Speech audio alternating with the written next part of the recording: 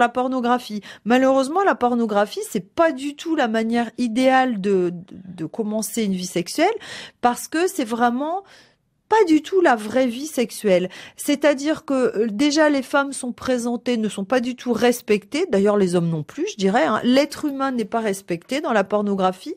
Ça montre des choses qui sont fausses au niveau de la taille du pénis, par exemple, qui rend beaucoup d'hommes complexés parce qu'ils se disent moi j'ai pas un pénis aussi grand, j'arrive pas à avoir des érections pendant des heures comme les acteurs, j'arrive pas à avoir autant d'éjaculations parce qu'il y a tellement de montage, c'est fait en 50 fois, vous avez l'impression que cet homme il a une érection pendant 5 heures alors que vous dites moi j'arrive pas. Et ben c'est normal.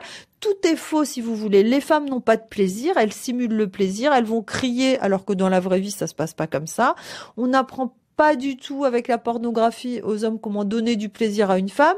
Et en plus, ce qu'il y a de pire pour moi dans la pornographie, c'est l'utilisation d'humains comme support d'excitation. C'est-à-dire que les acteurs et les actrices qui tournent dans ces films font quelque chose qui ne leur fait pas de bien à eux-mêmes. Et du coup, ça apprend à ne pas respecter des humains parce que ça vous montre qu'on peut se servir des gens comme d'objets. Et ça, c'est catastrophique.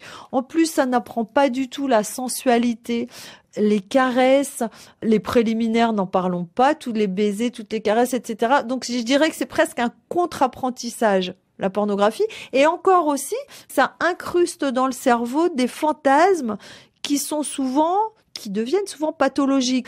Par exemple, vous êtes un jeune homme adolescent, vous avez une voisine que vous trouvez jolie et vous vous dites « Ah, si je pouvais apercevoir ses seins, ça serait extraordinairement merveilleux. » Ça serait quelque chose de...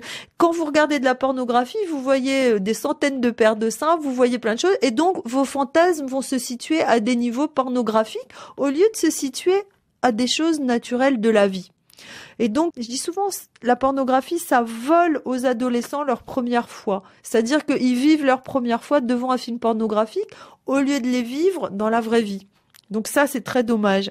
C'est pour ça que je fais un appel aux parents pour parler de sexualité à leurs enfants, pour qu'ils n'aient pas besoin d'aller chercher de la pornographie. Ils en auront beaucoup moins envie s'ils sont informés.